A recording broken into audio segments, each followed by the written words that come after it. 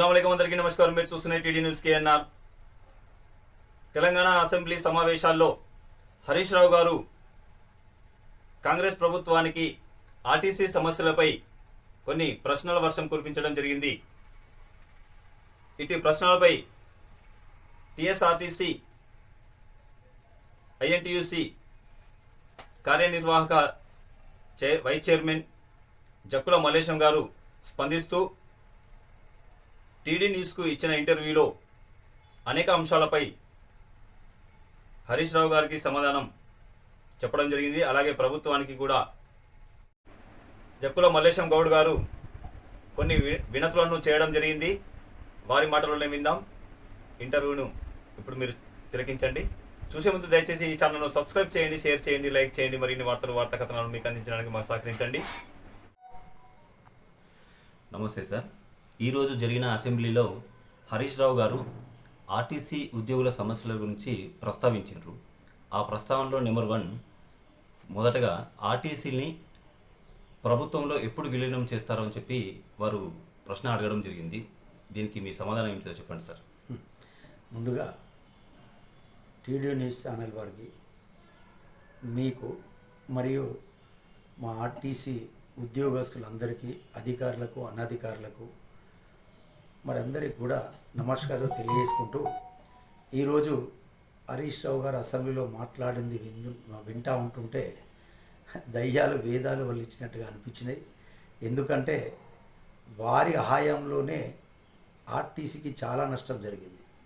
ఈరోజు అసెంబ్లీలో విలీనం గురించి, గవర్నమెంట్లో విలీనం గురించి అడిగినందుకు ఒక రకంగా సంతోషం అనిపించినా, మీరు చెయ్యని పనిని మీ అధికారంలో 10 సంవత్సరాలుండి చెయ్యకుండా ఇప్పుడు మీరు అడగడం ఒక రకంగా సంతోషముడికి బాధాకరమైన విషయం కూడా మేము అనుకుంటా ఉన్నాం. ఎందుకంటే మేము ప్రభుత్వంలో విలీనం చేయమని సమ్మె చేసిన సమయంలో మీ యొక్క పార్టీ అధ్యక్షులు, అప్పటి ముఖ్యమంత్రి గారు మెడ మీద తలకాయనుడు ఎవ్వడు ఆర్టీసీని ప్రభుత్వం విలీనం చేయడం చెప్పినటువంటి వ్యక్తి, ఎప్పుడైతే ఆర్టీసీ కార్మికుల సమ్మె తర్వాత మీకు వ్యతిరేకంగా స్టార్ట్ అయిందో, మళ్ళీ అసెంబ్లీ ఎలక్షన్లు వచ్చే ముందు ఓడిపోతామనే ఆలోచనతోటి హడావిడిగా ఒక నెల రోజుల ముందు మీరు విలీనం చేసినట్టు నటించి దానికి ఇంకా రకరకాల రాజకీయ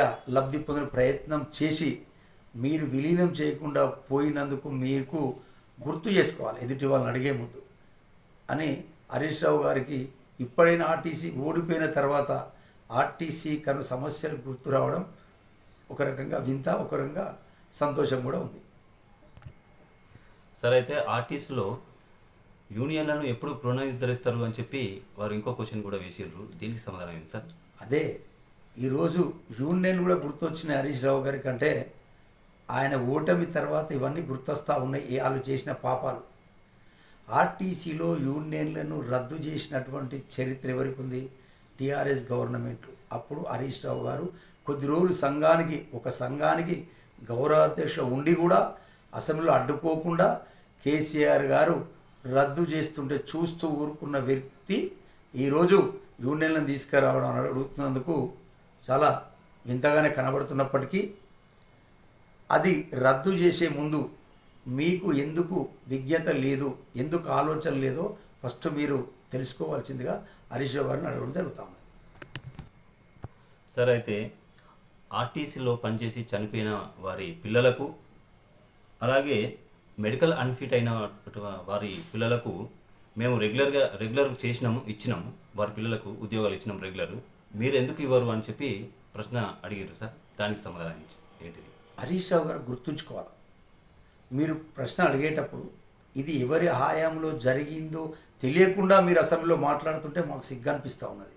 ఎందుకంటే 1978 నుండి చనిపోయిన పిల్లలకు కానీ, ఉద్యోగస్తుల పిల్లలకు కానీ, అదేవిధంగా మెడికల్ అన్ఫిట్ అయిన పిల్లలకు కానీ, ఉద్యోగస్తుల పిల్లలకు కానీ రెగ్యులర్ ప్రాతిపదికంగా ఉద్యోగాలు ఇచ్చేవారు. కానీ టీఆర్ఎస్ గవర్నమెంట్ వచ్చిన తర్వాత 4/7/22 రోజు స్టార్ట్ చేసిరంటే కన్సల్టెంట్ పే కింద రిక్రూట్మెంట్ చేసింది టీఆర్ఎస్ గవర్నమెంట్, అప్పుడు హరీష్ రావు వారే. మీరు చేసి ఇవాళ ఇంకో ప్రభుత్వం మీద నెట్టడం చాలా హాస్యాస్పదంగా ఉంది.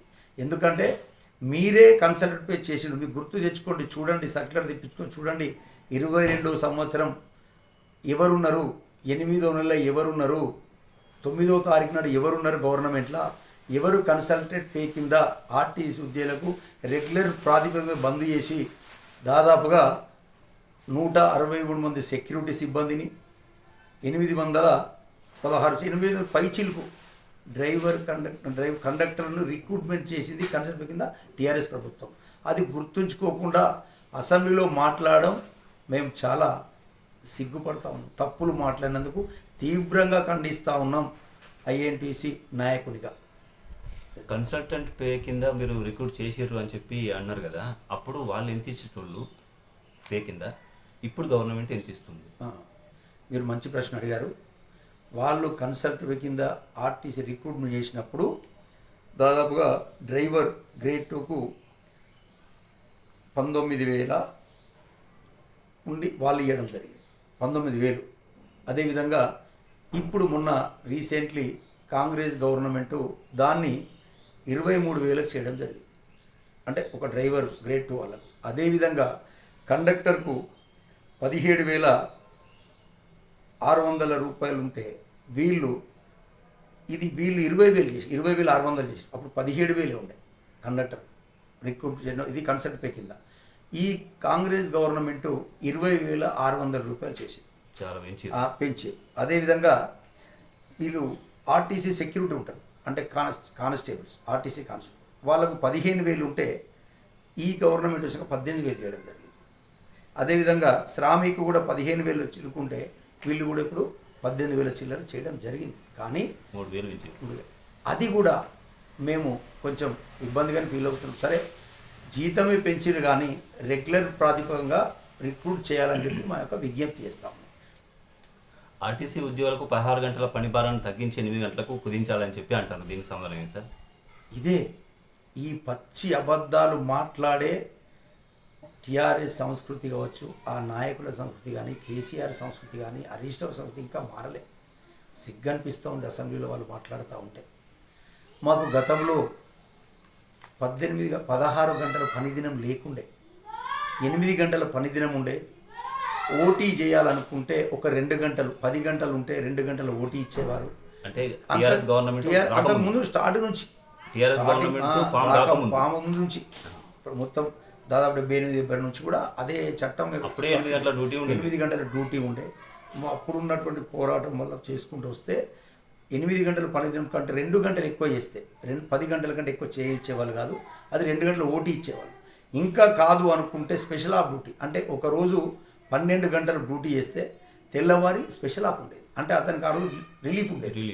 అంటే ఒక డ్రైవర్ కానీ, ఒక కండక్టర్ కానీ, మిగతా వాళ్ళు లైన్ మీద ఇప్పుడు ఉన్నటువంటి పరిస్థితులలో డ్రైవింగ్ చేయడం ఎంత కష్టమో మీ అందరికీ తెలుస్తాము. ఆ టైంలో ఒకరోజు రెస్ట్ తీసుకునేవాళ్ళం.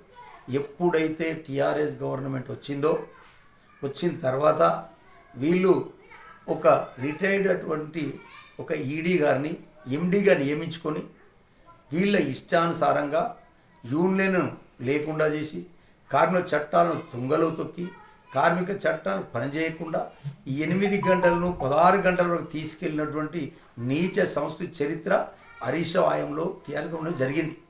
కానీ ఈరోజు వారికి వంట కట్టడం బాధాకరమైనప్పటికీ మేము తదుపరి మేము కాంగ్రెస్ కూడా రిక్వెస్ట్ చేసి తదుపరి చేస్తూ ఉంటాం. వాళ్ళని కూడా అడుగుతూ ఉన్నాం. కానీ ఇప్పుడు వీరు చెప్పిన పచ్చి అబద్ధాలను తీవ్రంగా ఖండిస్తూ ఉన్నాం. సార్, ఇంకో క్వశ్చన్. సిసిఎస్ డబ్బులు వాడుకున్నారు, గవర్నమెంట్ వాడుకుంది. ఆ డబ్బులు తిరిగి ఆర్టీసీకి మళ్ళీ సిసిఎస్కు ఎప్పుడు ఇస్తారు అని చెప్పి వీరు క్వశ్చన్ చేసారు. దీనికి సమాధానం ఇది. అదే మేము మరీ అబద్ధాలు మాట్లాడుతూ ఉంటే కడుపు ఆవేశం, బాధ అన్నీ కలుగుతూ ఉన్నాయి. అది కూడా ఎవరి వాయంలో జరిగింది. ఈ సిసిఎస్ మా కోఆపరేటివ్ సొసైటీ భ్రష్టు పట్టించిందే టీఆర్ఎస్ గవర్నమెంట్లో. వాళ్ళకు అనుకూలమైన చెంచాగిరి సంఘం ఉన్నప్పుడే ఇవన్నీ జరిగినాయి. వాళ్ళు చేసిన తప్పులను ఎదుటి వాళ్ళ మీద రుద్దడంలో హరీష్ రావు వెన్నెతో పెట్టిన విద్య, అబద్ధాలు మాట్లాడడంలో. మరి మీరు ఒక సంఘానికి గౌరవదశ ఉండి మీ ఆయంలో ఇవన్నీ జరిగితే ఇప్పుడు కాంగ్రెస్ గవర్నమెంట్లో జరుగుతుందని చెప్పడం అసలు మిమ్మల్ని ఏమనాలో అర్థం కాక మీ విజ్ఞతకే వదిలిపెడుతున్నాం హరీష్ రావు సార్. గుర్తుపెట్టుకోండి, మీరు చేసిన పాపాలు, మీరు చేసిన అన్యాయాలు, సమ్మెలో దాదాపుగా 58 మంది మా ఉద్యోగులు చనిపోయిన పాపం, వాళ్ళ కుటుంబాల పాపం తలిగి మీరు ఓడిపోయిన తర్వాత ఈరోజు కార్మికుల సమస్యలు గుర్తు రావడం విడ్డూరమైనప్పటికీ మీకు ఇప్పుడు అర్థమవుతుంది. ఆర్టీసీ వారితో పెట్టుకోవడం వల్ల మీకు ఎంత నష్టంతో ఇప్పుడు గుర్తొచ్చి మా గురించి మాట్లాడుతున్నందుకు ఎంతో కొంత లోపల సరే కొంచెం స్వాగతిస్తూ ఉన్నాం. అయితే అప్పుడు టీఆర్ఎస్ గవర్నమెంట్ ఉన్నప్పుడు ఎట్లుండేది, ఇప్పుడు ఈ కాంగ్రెస్ గవర్నమెంట్ వచ్చిన తర్వాత ఏమైనా మార్పులు వచ్చినాయి సార్ ఆర్టీసీలో? అదే నేను చెప్పదలుచుకున్న విషయం కూడా అదే ఉంది. చాలా విషయాలు చెప్పాల్సి ఉంది. మేము గత 10 సంవత్సరం టీఆర్ఎస్ గవర్నమెంట్ వచ్చిన తర్వాత ఆర్టీసీ కార్మికుడు ఎంత, ఉద్యోగస్తులు ఎంత నరకం అనుభవిస్తారో అది ఆ భగవంతునికే తెలియాలా, చేసేటువంటి మా ఉద్యోగస్తులకు మాత్రమే తెలుస్తుంది. మేము కూడా ఇప్పుడు గవర్నమెంట్ను, ముఖ్యమంత్రి రేవంత్ రెడ్డి అన్నగారిని, అదేవిధంగా బట్టి విక్రమార్క అన్నగారికి, అదేవిధంగా మా అన్న అయినటువంటి పొన్నం ప్రభాకర్ అన్నగారికి, రవాణా శాఖ మంత్రి గారికి కూడా విన్నవించుకుంటున్న మా బాధలను. మేము ఏదైతే 10 సంవత్సరాల నుంచి అనుభవించినట్టు అనుభవం ఇంకా మేము అనుభవిస్తూ ఉన్నాం.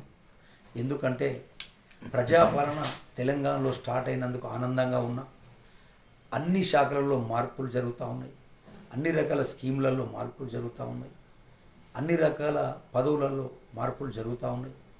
కానీ ఆర్టీసీలో ప్రజాపాలన జరుగుతలేదని ఒక రకంగా కాంగ్రెస్ కార్యకర్తగా, కాంగ్రెస్ నాయకునిగా, ఐఎన్టీయూసీ అనుబంధమైన కాంగ్రెస్ అనుబంధ సంఘమైన ఐఎన్టీసీ నాయకునిగా కొంచెం మేము కార్మికుల పక్షాన బాధపడుతూ ఉన్నాము అని మేము మా మంత్రి గారిని, మంత్రులందరినీ కూడా విన్నవిస్తూ ఉన్నాం.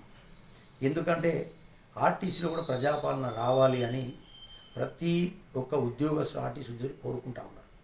ఎందుకంటే గత ప్రభుత్వంలో యూనియన్లను రద్దు చేసి వాళ్లకు అప్పుడున్న టీఆర్ఎస్ ప్రభుత్వానికి సంబంధించిన వ్యక్తులను వెల్ఫేర్ కమిటీలుగా పెట్టుకోవడం, వాళ్ళ కమిటీని రెగ్యులరైజ్ చేస్తూ వాళ్ళు కార్మికుల పక్షాన ఏది కూడా అడగకుండా వాళ్ళ స్వప్రయోజనాల కోసం పనిచేస్తూ వాళ్ళే సొంత లాభాలకు పనిచేసిన కమిటీని ఇంకా కొనసాగిస్తున్నారు. మళ్ళీ ఈ మధ్యలో వాళ్ళు అయితే వైద్యం గురించి కూడా వాళ్ళు కూడా హెల్త్ కమిటీలని వాళ్ళనే కొనసాగించడం మేము చాలా బాధపడుతున్నామని మేము గవర్నమెంట్ను విన్నవించుకుంటా ఉన్నాం. ఇప్పటికైనా ఆర్టీసీలో ప్రజాపాలన తీసుకొచ్చి ఈ ప్రజాపాలనలో మీరు గవర్నమెంట్ వచ్చిన తర్వాత ప్రతి ఉద్యోగికి మీరు లాభం చేస్తారు, న్యాయం చేస్తారని ఆశతో ఎదురు చూస్తున్నాం. మా ఆశలను అడియాశలు చేయొద్దని రిక్వెస్ట్ చేస్తూ మీరు 21% జీతభత్యాలు ఇచ్చినా మేము సంతృప్తికరంగానే ఉన్నాం.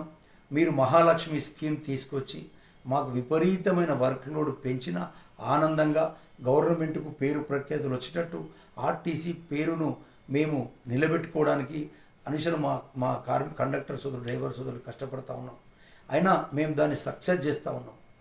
మేము గవర్నమెంట్ ఏది చెప్పినా తూచా తప్పకుండా మేము దాన్ని ఉద్యమంగా భావించి దాన్ని దిగ్విజయంగా పూర్తి చేస్తూ ఉన్నాం.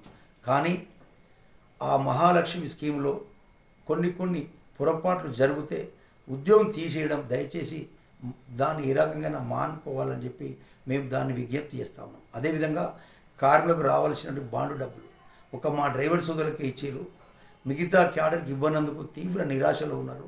కాబట్టి వీరందరికీ కూడా అతి త్వరలో మన బాండు డబ్బులు ఇవ్వాలని చెప్పి నేను మరీ విజ్ఞప్తి చేస్తూ ఉన్నాను. అదేవిధంగా పనిభారం గురించి వాళ్ళు చెప్పడం కాదు, మార్పు కనబడాలి. ఈరోజు అసెంబ్లీలో మంత్రి గారు అయినటువంటి పొన్నం ప్రభాకర్ గారు సమాధానం ఇస్తూ మేము దీన్ని వాళ్లకు డబుల్ వేతనం ఇస్తా అని చెప్పడం సంతోషించదగిన విషయమైనప్పటికీ ఇప్పుడున్న పరిస్థితులలో 16 గంటలు డ్యూటీలు చేస్తే అంత వేతనం కాకుండా గతంలో మాదిరిగా కొంచెం వెసులుబాటు కల్పించి 10 గంటల ఉంటే దానికి 2 గంటల ఓటీ ఇచ్చి లేడీలో 12 గంటలు దాటితే 12 గంటలు ఇస్తే స్పెషల్ ఆఫ్ డ్యూటీ ఇవ్వాలని చెప్పి మేము గవర్నమెంట్ను విజ్ఞప్తి చేస్తున్నాం. మా మంత్రి గారిని కూడా విజ్ఞప్తి చేస్తూ ఉన్నాం. అదేవిధంగా ఇట్లా చూసుకుంటూ పోతే ఒక్క లీవ్ తీసుకోవాలన్నా అసలు విపరీతమైనటువంటి అధికారుల వేధింపులు మేము ఎండి గారి దృష్టికి కూడా చాలాసార్లు తీసుకెళ్ళాం. సార్ కూడా చాలా సానుకూలంగా స్పందించడం జరిగింది. ఎందుకంటే ఈ రోజుల్లో ప్రతి ఒక్కరికి బీపీలు, షుగర్లు ఇటువంటి మెడిసిన్స్ ద్వారా వాళ్ళు ట్యాబ్లెట్స్ తీసుకోవడం వల్ల డ్రంక్ అండ్ డ్రైవ్ వాళ్ళు టెస్ట్ పెడితే, బ్రీత్ అనేది టెస్ట్ పెడితే పర్సంటేజ్ కనబడుతుంది 10%, 20% ఈ మెడిసిన్ ద్వారా. లేకపోతే కొన్ని అలవాట్లు పాన్ తినడం దానివల్ల కూడా కొంచెం కనబడుతూ ఉంటుంది. దాన్ని దృష్టిలో పెట్టుకొని కొంచెం వచ్చినా కూడా అధికారులు సస్పెండ్ చేయడం మా డ్రైవర్స్ చూడడం చాలా బాధాకరమైన విషయం. ఇవన్నీ ఎండి గారి దృష్టికి తీసుకెళ్తే ఎండి గారు సానుకూలంగా స్పందించి కిందికి చెప్పినా కూడా కింద అధికారులు దాన్ని పాటించలేదే బాధాకరమైన విషయం. అది మరొకసారి గవర్నమెంట్కు మా గౌరవనీయులు ఎండి గారి దృష్టికి కూడా మీ ద్వారా తీసుకెళ్తున్నాం. ఎందుకంటే సానుకూలంగా ఉండి చెప్పడం జరిగింది. ఆయన కింద అధికారులు దాన్ని పాటించడం లేదు. ఏదో ఒక ఇప్పుడు పోలీస్ వ్యవస్థలో దాదాపుగా 30% వస్తే దాదాపు శిక్షలు ఉన్నాయి. ఇంత పర్సెంట్ వస్తే విడిచిపెట్టడం, ఒక పార్టీ వస్తే ఏదో ఫైన్ వేయడం, 30 ఈ రకమైనటువంటి గవర్నమెంట్ బయట ఉన్న ఆర్టీసీ లేకపోవడం బాధాకరం. సార్ వెసులుబాటు కల్పించాలని చెప్పి వెసులుబాటు ఉండాలి. మెడిసిన్ తీసుకోవడం వల్ల కూడా వస్తుంటుంది కాబట్టి వెసులుబాటు కల్పించాలని చెప్పి కూడా మేము మా అధికారులను గవర్నమెంట్ సవినయంగా ఐఎన్టీసీ నాయకులుగా విజ్ఞప్తి చేస్తూ ఉన్నాం. మీరు అతి త్వరలో దయచేసి అప్పుడున్నటువంటి టీఆర్ఎస్ గవర్నమెంటు వెల్ఫేర్ కమిటీలను ఇమ్మీడియట్లీ రద్దు చేసి మీ కాంగ్రెస్ పార్టీ అనుబంధ సంఘమైన ఐఎన్టీయూసీకి అనుబంధ సంఘమైన ఎస్డబ్ల్యూ యూనియన్కు సంబంధించిన వ్యక్తులను సూచించండి. లేని అతి త్వరలో ఆర్టీసీ ఎలక్షన్ పెట్టి యూనియన్లను పునరుద్ధరించండి. అదేవిధంగా మన బాండు డబ్బులు ఇవ్వండి. ఇది రాబోలో ఇంకొక పే స్కేల్ ఇవ్వాల్సి ఉంది. మళ్ళీ 25లో ఇంకొక పే స్కేల్ రావాల్సి ఉంది. కాబట్టి త్వరలో ఆర్టీసీ సమస్యల మీద, పని భారాల మీద ఈ హెల్త్ కమిటీలు కూడా పాత వారికి కాకుండా మనకు సంబంధించిన వరకు లేదు కాంగ్రెస్ పార్టీకి అనుబంధ సంఘాలకు కానీ కాంగ్రెస్ పార్టీ అనుకూలమైన వ్యక్తులు కానీ ఇవ్వాలని చెప్పి మేము మంత్రి గారిని వీరందరినీ సవినయంగా ఐఎన్టీసీ నాయకునిగా నేను రాష్ట్ర నాయకునిగా విజ్ఞప్తి చేస్తున్నాము. జక్కుల మల్లేశం గౌడ్ ఐఎన్టీసీ నాయకులు, రాష్ట్ర నాయకులు. మీరు చూస్తున్నది టీడీ న్యూస్ కేఎన్ఆర్. ఇది మనందరి ఛానల్. ఈ ఛానల్ను అందరూ సబ్స్క్రైబ్ చేయండి, మాకు సహకరించండి. మరిన్ని వార్తా కథనాలను మీకు అందించడానికి మాకు సహకరించండి. For more updates please subscribe. మీ సబ్స్క్రైబే ఈ ఛానల్ అభివృద్ధికి దోహదపడుతుంది. దయచేసి సబ్స్క్రైబ్ చేయండి, మాకు సహకరించండి. అందరికీ నమస్కారం. అస్సలాము అలైకుం. ధన్యవాదాలు.